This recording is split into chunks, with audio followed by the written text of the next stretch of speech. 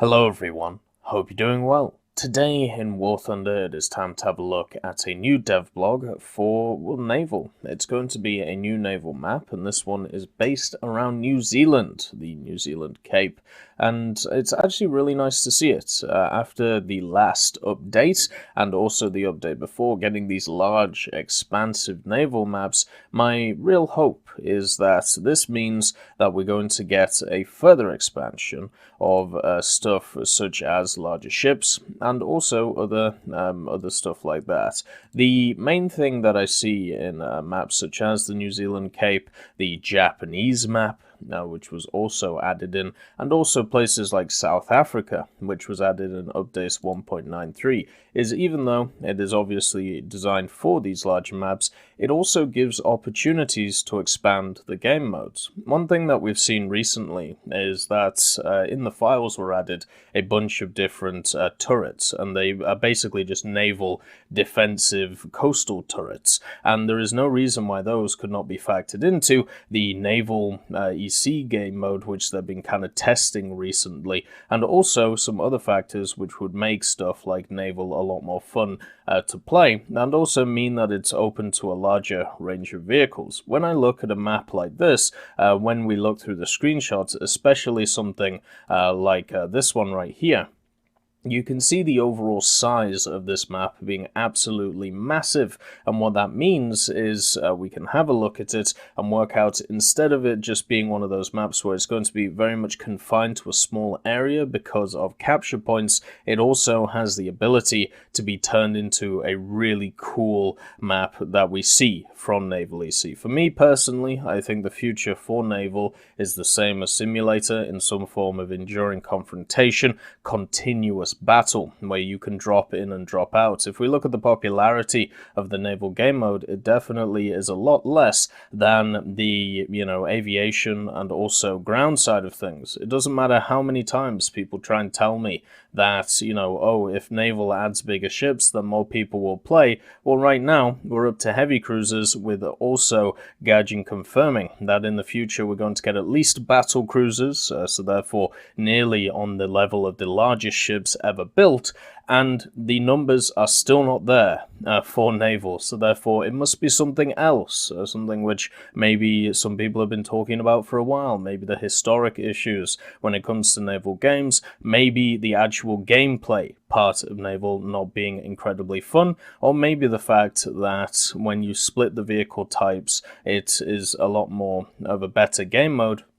But once you start mixing stuff like light cruisers, heavy cruisers, or destroyers and light cruisers, you find out that a lot of these machines were designed to nail stuff like, the previous counterparts, such as destroyers are great at killing PT boats and, battle boats. Then light cruisers are great at killing destroyers, and heavy cruisers are good at killing light cruisers. And therefore it is just a Jenga effect of whoever has the bigger stick. So yeah, it's problems like that, which at least I brought up a decent amount, which I think means that the way forward for naval and is, in the EC parts, where you give different objectives, you give a map which, moves constantly, and what I mean by this is objectives being changed constantly and being added to the map, whether it's formations of aircraft coming in, whether it's convoys, whether it is outposts, or whether it is harbors that you have to capture. You need all of these to make every single type of vehicle in the game viable,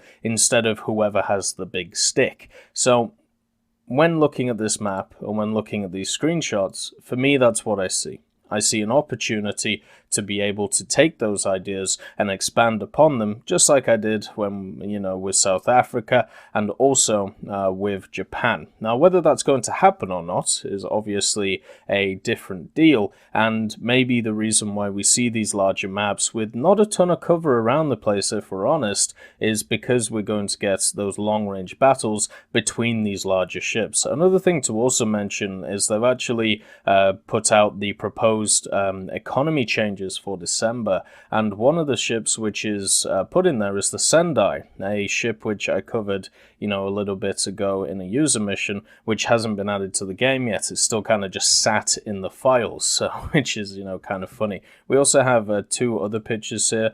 Make sure to try and line it up for you. just to make sure that you can see the majority of the picture, but you can see the expansion of this map. And also there's a lot of land around the place, and this is also something, you know, many people have brought up, the idea of trying to mix naval with other game modes and how would it affect it. Obviously we have aviation already mixed with naval, and I think overall it actually is, it depends what you class as balanced, but let's just say it's fair. You know, there's the advantage should be in the favor of these ships with a lot of AA on them, and therefore it should take a very skilled pilot or one bombing from very high altitude to be able to actually do a lot of damage to ships. Then you've got the problem, though, of stuff like the hull break or the damage that certain bombs do to stuff such as heavy cruisers and light cruisers, which sometimes can be a little bit too much. But the main thing overall is at least the balance there seems to, you know, be a little bit better than some of the other game modes. The question always, though, is with War Thunder being a game which tries to focus on this combined arms ideal, what happens when you try and add in tanks to the mixture? What happens when you try and set up a scenario where they are coming in? And you can see on this map, at least here, that there is some kind of small town, there is some kind of small roads, which look like, you know, on the outskirts of the map, so maybe there's some thoughts putting towards that idea. But the two ideas that really don't mix or mesh well together is the idea of getting larger and larger ships, and also adding in this combined forces game mode, because there's nothing that a tank can do against a light or heavy cruiser, but there is something that a heavy cruiser or a light cruiser can do to a tank, and very much so, especially in the forms of bombardment. So it's kind of one-sided unless you have this massive war going on, which for some reason everybody thinks that,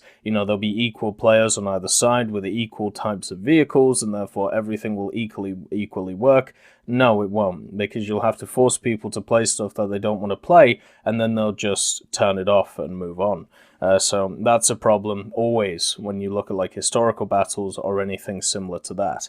But the main thing is there does seem to be some room for expansion when we have a look at this stuff. It's also nice to see the mountains in the back. This means that if we ever get to a level where helicopters become a thing in naval, there will be, you know, some cover for them, or even planes coming in to try and deal with some of the larger ships, which of course have AA all over them. And with the ideas of battle cruisers being announced, we've only really seen one naval ship so far. I suppose we haven't had many devblogs yet. It's actually kind of weird having such early, or so early, a devblog on a map. Normally these are reserved for later on, but then again, we're not too far off the update itself. Maybe a couple of weeks and then we'll have update 1.95, so there's plenty of news to get through until then, so that'll at least be interesting to see. I hope on the dev server that this map will be available. One of the critiques that I've had of the dev server over the last few updates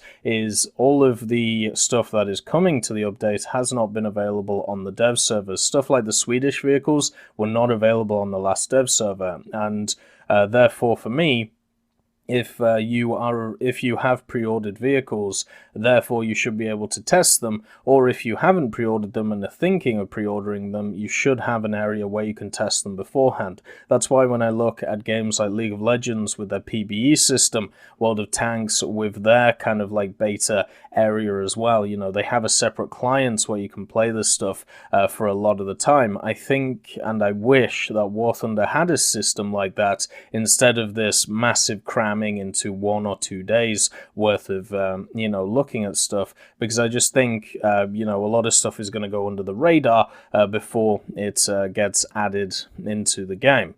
Also, we have some nice details with stuff like this lamppost here. There is also a radar dish, which we can see in one of the other pictures. And you can see a lot of areas which are ripe for stuff, such as some wonderful cliffs, being able to put some defensive guns on, or creating areas which can be defended, whether you want to set it up as a harbor area, an outpost area, or something that has to be destroyed. Once again, instead of looking at this map as a map to to be used in a standard naval arcade or realistic mode. I'm looking at this in the form of the EC mode because I really hope that that is going to be the future of this. And if it isn't, and we stick to the normal naval arcade and realistic, then what you've got here is just a large map with not a lot of cover, which is going to favor larger ships and not really anything else, unless there's a part of this map which isn't shown in in these pictures, which does also happen quite a lot, which can also, provide a lot of cover